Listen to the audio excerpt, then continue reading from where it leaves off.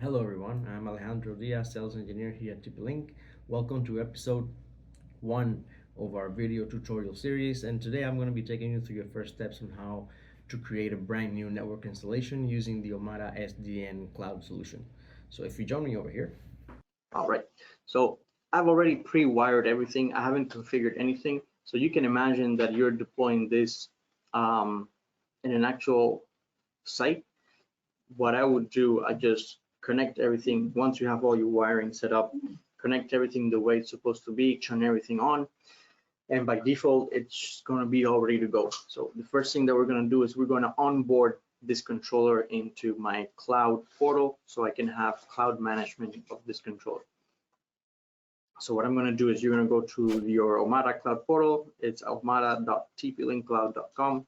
You log in there with your TP-Link ID, and here you'll see all the controllers that you have already bound to your TP-Link ID, which in my case, there's a bunch. A lot of these are invitations from customers so that I can take a look at their controller and maybe optimize things for them.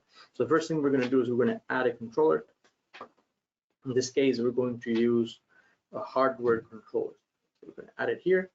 It's going to ask you to verify that the cloud LED is blinking, which it is. So we're going to go next.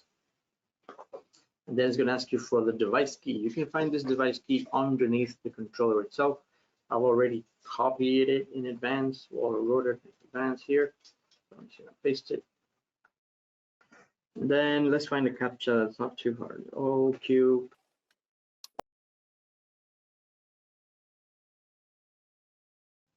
The controller has been added to your Omada Cloud account. Now, by doing this, basically what I have done, I have enabled cloud management to this controller, and I've bound it to my TP-Link ID.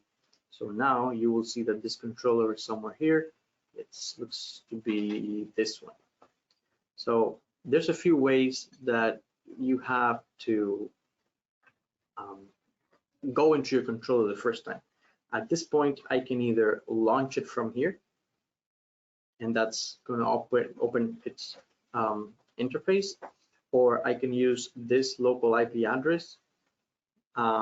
Since I'm locally connected to it, that's what I'm going to do, so I don't have to go out to the internet back into the controller. A third way is that you can log into the router in standalone mode and go to the DHCP client and then find the IP address of your controller there, which at the end is going to be the same as this. So it's easier to just onboard it to your Omada Cloud and then find your local IP address here. So I'm going to do that. I'm going to go 192.168.0.1. All right, so this is the a wizard that you would have in the controller the first time that you log in it. So let's get started. Here's going to ask you to do a few things. We're going to skip some of the steps so that you can see how it's configured manually. But you'll see. So here we're going to create an admin user. Let's do admin here. Let's do that. And we're going to use TP-Link 2024 as the password. TP-Link 2024.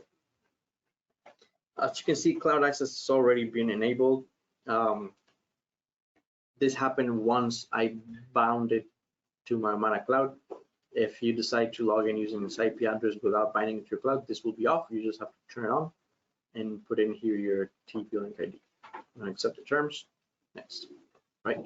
So once you launch your controller, it's going to give you a few options. You can configure a new controller, or if you're restoring a previous controller or you're migrating controllers or something happened to your controller and you have a backup file, you can restore a backup file at this point.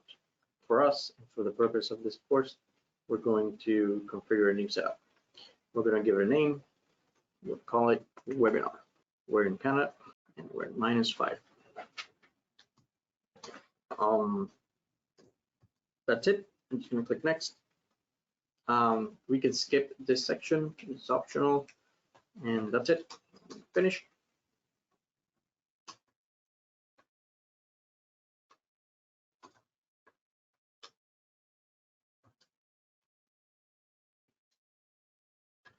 All right, I'm going to log in into the controller using the credentials that I just created. 2024.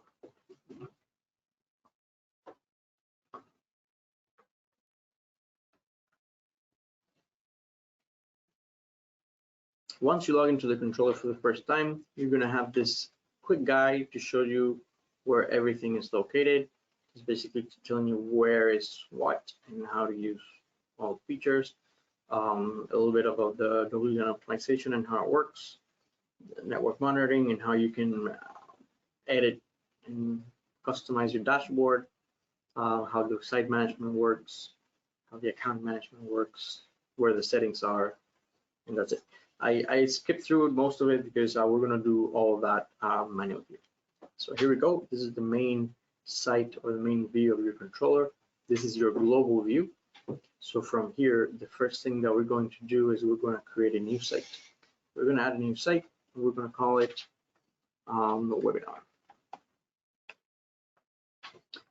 Country region, that's fine, that's fine, that's fine. And then we're going to create a device account. Now the device account is the admin login Omada devices will have after the adoption. So if at any point you want to log in into these devices after you have adopted them with a controller, you will need to enter these credentials. Like default is admin.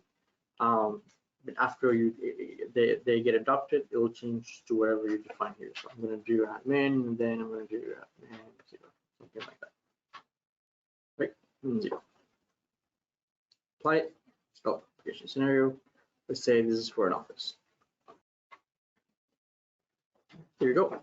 I have created our first site. You can do this same procedure to create as many sites as you want. These sites don't have to be geographically in the same place. You can have multiple sites across the world if you want.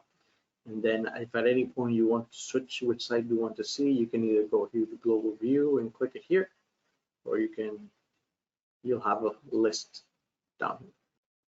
And here's our site. Now, this dashboard right now is blank. You can add stuff to your dashboard depending on your needs.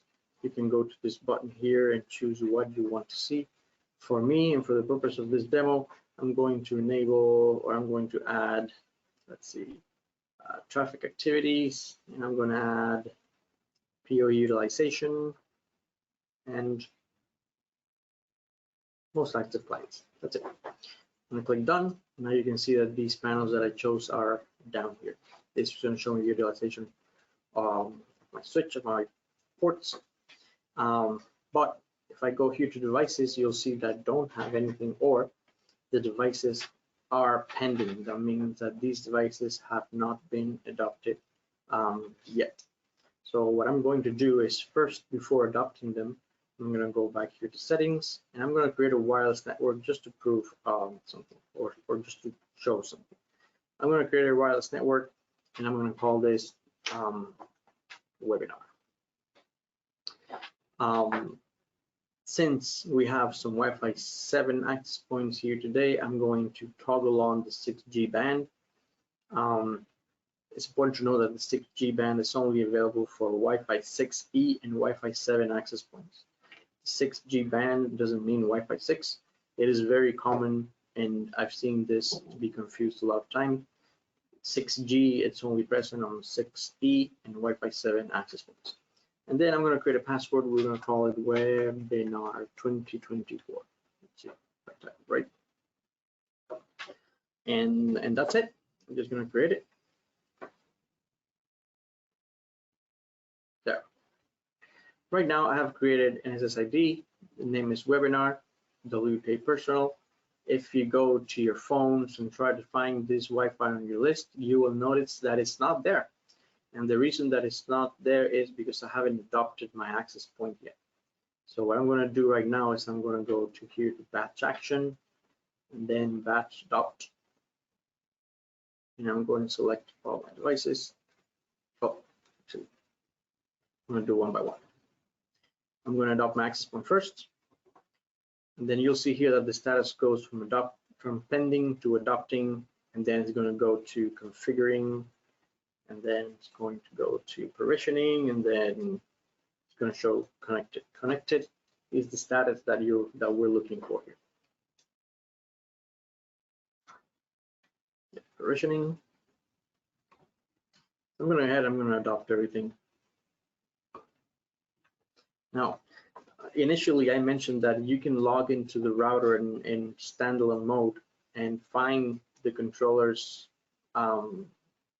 IP address in the client list. If you do this, I'm going to ask you to change the admin credentials to log in. So when you adopt the controller, it's going to fail because when you adopt the router, it's going to fail because the controller uses admin to adopt that router. But since we changed those credentials when we logged in the first time, it's going to fail, but you're going to have an option here to retry. If you retry, you can enter the right credentials that you have used. So you can see all my devices are now connected. There you go. You connected your devices, you initialized your controller and bound it to your TP-Link ID, which gave you cloud access. That was it for today's episode. In our next series, we will be creating our first site. We'll create 2 networks, we'll make one of those guests, and we'll prevent them from communicating with each other. See you next time.